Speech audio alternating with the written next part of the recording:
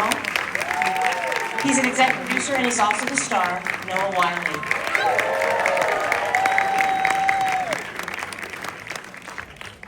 First up, let's see get a little taste of the Pitt. It's funny on the page.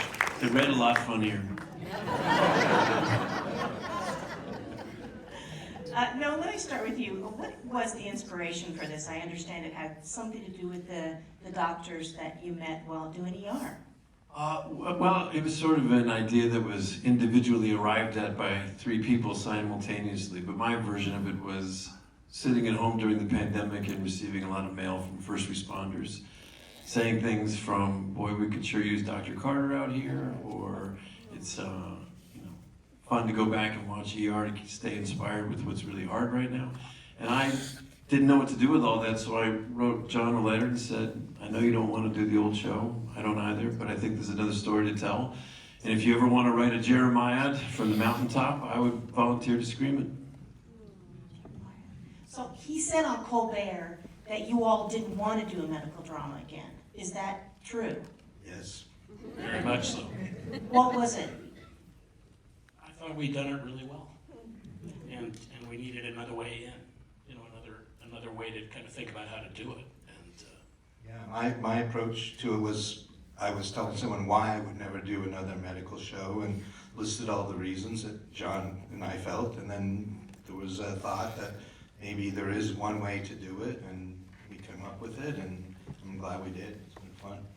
So you're the one that came up with the... No, I reached out to Noah to say, hey, Noah, do you want to do this again? Because I was only going to do it with Noah, and he had been experiencing the same sort of positive feedback to do it, and then we took it to John, and John said, I don't want to do it, but if you guys want to do it, let's proceed. And then eventually he got on board, and we off to the races, and it's been a really interesting experience for sure. It was a challenge, but it's been fun. Sorry to beat this to a dead horse, to beat this so stripped down, but was that part of the idea? No, you take that. Well, that should go to you, Scott. Yeah, that was the idea. Right from day one, we didn't want any music. We wanted it to be as realistic as possible. It's really a love letter to first responders, nurses, doctors, medics, techs, everyone who works in the hospital, because we all end up there eventually. And so we wanted it to be as truthful as possible. And so we took away all the artifice, and what you're left with is hopefully as real as we can get. How long did it take you all to notice that there was no music? Because it took 2 episodes. It's like I could feel something different. And that's the thing, I could feel it. So was that a decision you made very quickly? Every meeting that we had with every prospective hire, that was part of the thesis statement, that there wasn't going to be any music. And even in the shooting of it, there wasn't going to be no cell phones allowed on set, no sides allowed on set. All the crew wear scrubs. Everybody wears scrubs. There's no differentiation between foreground and background or cast and crew. We are all just company, and we're going to have a very immersive experience, a very atypical way of working, and hopefully come away with something very special. and for we shoot in strict continuity.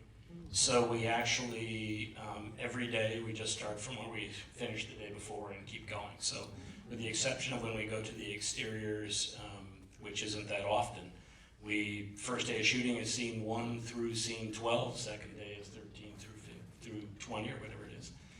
We don't do any marks. The set is completely pre-lit. And the camera, we have wonderful, JoJo is our wonderful cinematographer. We have great camera operators, and it's their responsibility to keep up with the actors. So you come to the set and you just shoot. But you come prepared. The background actors must have been giddy, because that means they have a job for the whole time, right? Yeah, everybody was hired on for the entire shoot, so, And Not LA jobs. We were very happy to bring a show to Los Angeles. 15 hours.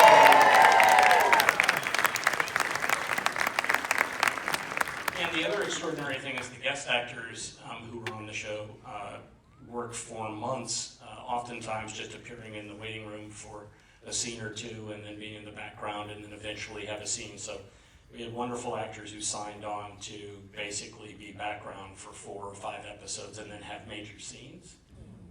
So it was and everybody was on the set the entire time, including all of our regulars who are, the set is so deep and big that we see everything.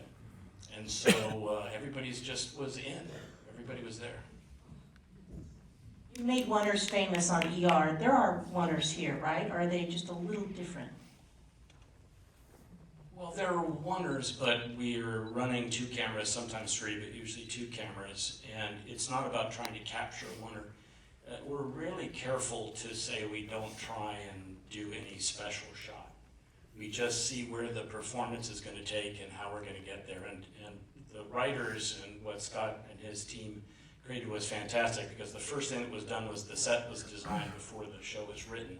So there's a floor plan that you could speak to, and then everything had to fit into the floor plan.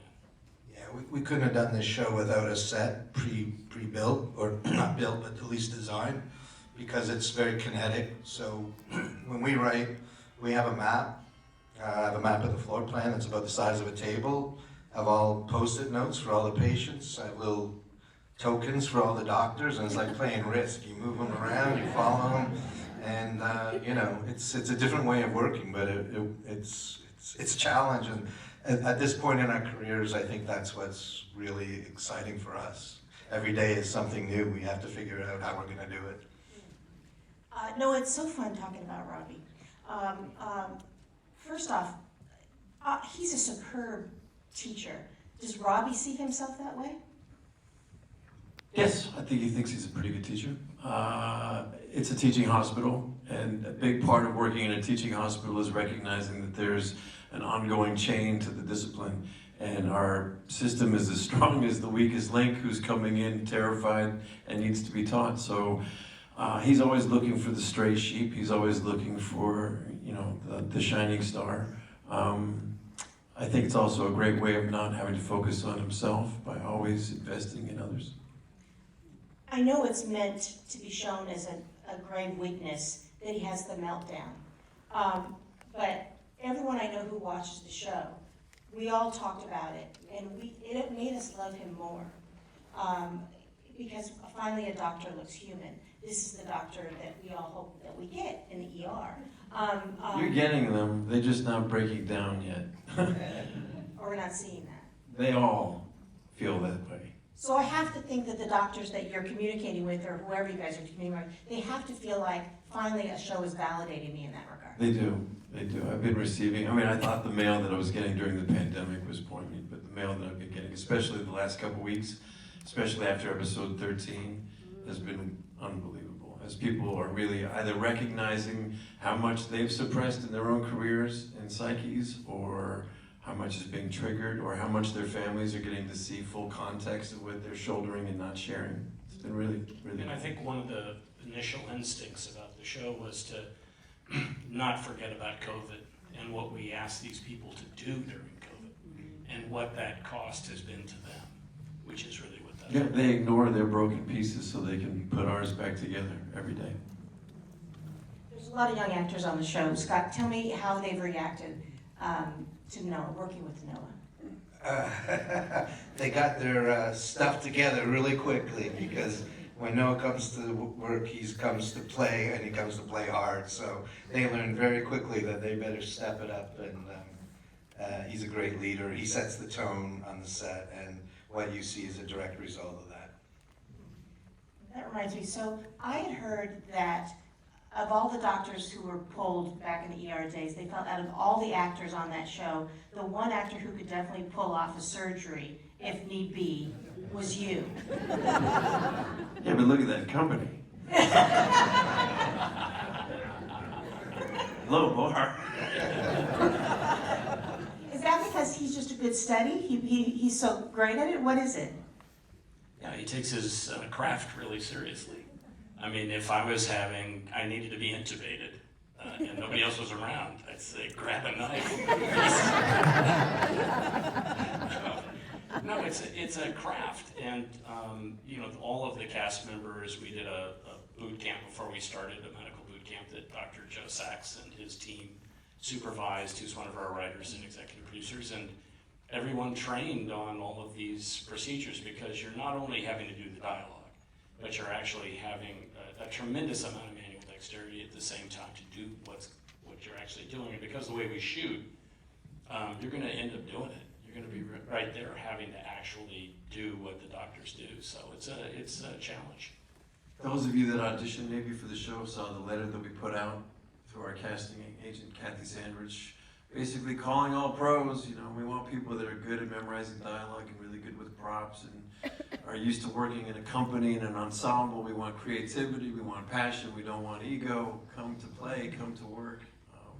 And we had a tremendous amount of people show up, excited to buy in, excited to be part of something. I'm sure that's only going to continue. So if you didn't get on the show yet, keep auditioning. Love to have you. How did you land on 15 hours? Is that an actual shift, or is that just what episodic order you wanted?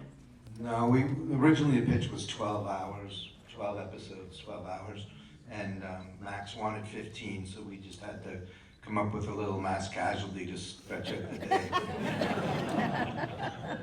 It is true, however, that the doctors and nurses have a kind of a period of time that they have to transition over after their 12-hour shift.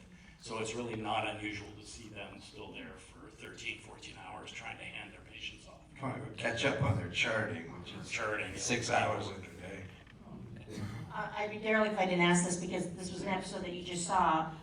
It had weasels in it. Was that just happenstance? Could you tell me how that came about? Crystal ball. We looked into the future and said, what would happen if we stopped vaccinating? It's that simple. Well, we have doctors and nurses that we work with, and we say, we ask them, what are the things that you worry about? What keeps you up at night?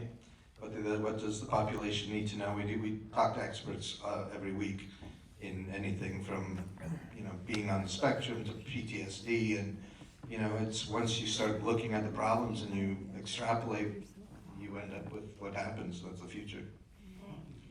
I got to tell you about the unsung hero too of Catherine Lanas's character.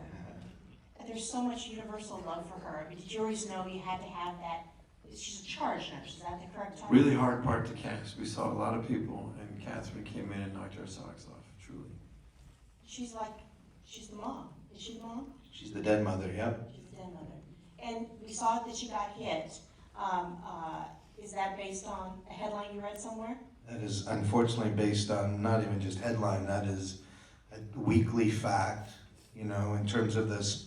If you look at the statistics of healthcare workers who have been assaulted in the last month, you'd be appalled. It's probably around 17%. So are you back to work? Have you broken off 15 scripts? We're back to Sure. work. Sure we have, haven't we, Scott? We're getting. We're back to work, yep.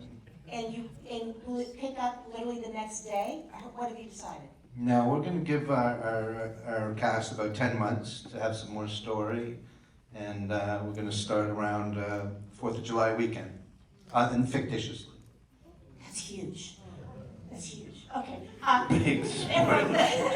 Sorry. You asked. That was great. Thank you so much. Everyone in the pits.